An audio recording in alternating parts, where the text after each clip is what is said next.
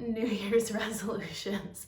Moving from 2020 to 2021 is like a really hopeful moment, but also kind of scary because I feel like no one, I know no one knew what was gonna happen in 2020.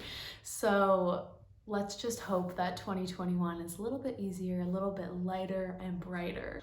So let's talk about New Year's resolutions because I think New Year's resolutions are pretty popular, especially when it comes to like your weight or like your money, career, stuff like that. So I'm gonna be spilling the tea. I have some tea right here. So we're gonna talk about, should you set New Year's resolutions when it comes to your money? And if so, how? I'm Annabel Springer. I'm the founder and CEO of NRICH, and we're talking about New Year's resolutions today and how that relates to your money. It's really just kind of a personal decision-making process that can be hard to figure out on your own, so we're in it together. The first thing I have to say about this is that I feel like a lot of people like the idea of New Year's resolutions, especially when it comes to your money, because you don't want to like let yourself down or feel like you didn't set a goal. And that's totally fair, but I have to say that I think New Year's resolutions are a little bit overhyped. One thing that is really important is if you do decide to make goals for your money, in particular for 2021, please try to make them actually actionable. First of all, know that you don't have to set New Year's resolutions when it comes to your money. You don't have to set New Year's resolutions at all. The best thing that you can do for your money is try to have monthly savings goals if you can. Like, okay, well, I'm gonna try to save and try to make it semi-reasonable, like something you know you might actually be able to do. Like for example, for me, okay, maybe I'll save like $25 a month. That could work. I could actually follow through on that and be consistent with that. If I told myself I want to save $200 per month, for me personally, like that probably just wouldn't happen. And then I would just be setting myself up for disappointment. So try to be realistic.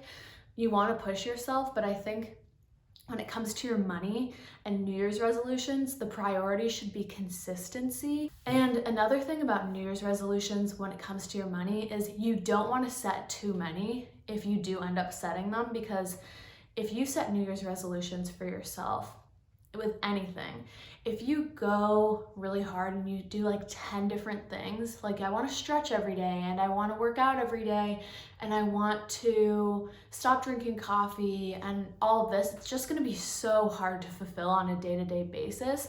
And before you even get the chance to get started, you're going to burn out. When it comes to your money and the new year, the best thing you can do for yourself is try to figure out how you're going to be able to empower yourself to save throughout the year.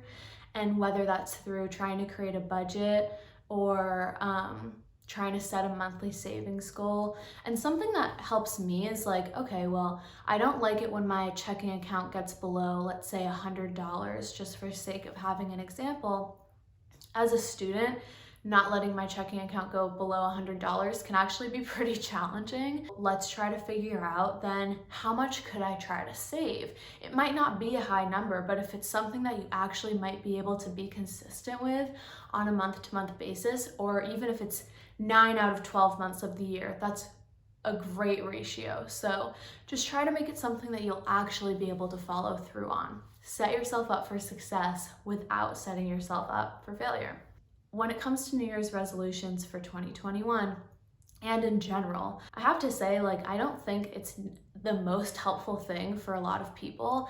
I think that it just is something that you like write down, you think about, and then you forget about it. So if that's gonna be you, like, don't bother. But you can try to figure out a different strategy that might work better for you. So if you haven't seen my video about how to start investing, that's a really good thing to think about for the new year as well. Anytime we're starting a new year is a great time to start investing. Actually, really every day is a great day to start investing. Like one day does not trump another when it comes to starting to invest. People always make these arguments about, oh, you want to start investing when the stock market's down, or psychologically you want to do da-da-da-da-da. No. Any day where you're thinking about starting to invest and you haven't started is a great day to start investing, because you want to start investing as early as you can.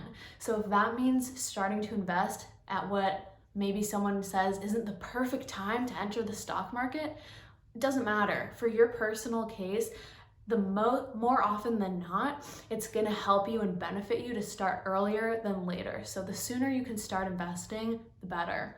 You know, if you haven't started investing, the new year, maybe that's your resolution. You start investing and you set it up. And the great thing about that is it's actionable. You can do it right away. There's no delay. You don't have to do it on a month-to-month basis. And it's just a little bit easier to succeed at that resolution because it only takes like taking a half an hour out of your day and sitting down and actually starting to invest. That's all there is to it. If you haven't started saving or you haven't started investing, especially if you're a young person, those are great things to work on in the new year. Getting everything started is what I really find to be the most helpful as a college student. Having money in your checking account, not letting that go below a certain value. Starting to have a credit card. Getting your first credit card can be a huge step that you could do for 2021. Again, that doesn't take that much time. It's pretty easy to set up. Making sure you pay off your credit card on time. Other than starting to invest and getting a credit card, starting to save, if you have these three things, if you have a checking account and you're not letting it go below a certain balance that feels comfortable for you, that's a big check. If you have a savings account and you feel pretty good about the quantity that's in there, that's a check. And then the last one is what a lot of people in college don't have yet, which is an investment account.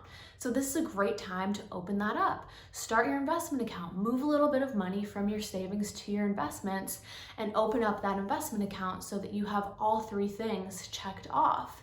Your checking account, your savings account, and your investment account don't have to be in perfect tip-top shape. You don't have to have thousands of dollars in each. You don't have to be doing it on anyone's terms other than your own. It's just really important to start practicing engaging with your savings, engaging with your investments, and to start doing those things earlier so that you're getting in the habit and it's not a daunting process that you have to face later down the line. It's something you're already used to, it's in your routine, and even if it's not perfect right away, you actually are going to set yourself up for a greater probability of success down the line. Tea has been spilled. I think that the conclusion of this video is that you don't have to set New Year's resolutions when it comes to your money. You really don't, if that doesn't work for you. If you do want to do that, try to make it something that you can actually succeed at and make it something that's actionable and that you have a game plan about. Because if you have a plan about how you can succeed, you're so much more likely to actually get there. And I think with money especially, it's really important to feel satisfaction, comfort, and a level of success because it can be a really intimidating, lonely process. So that's why we're here. We're here for each other. If you have questions about what New Year's resolutions might make sense for you or any questions at all, please comment them down below. And if you are thinking about starting to invest this year, I'm so happy to hear that. That's awesome. And you can go ahead and take the NRICH survey. It's free, it takes like 5 minutes, and it's made especially for college students to help you open up your first investment account. It helps you choose an investment account that actually makes sense for you. So the link to that is down below. And thank you so much for watching. I really hope that this was helpful. And I'm Annabelle, and this has been Should You Create New Year's Resolutions When It Comes to Your Money with NRICH. Thanks everyone, bye.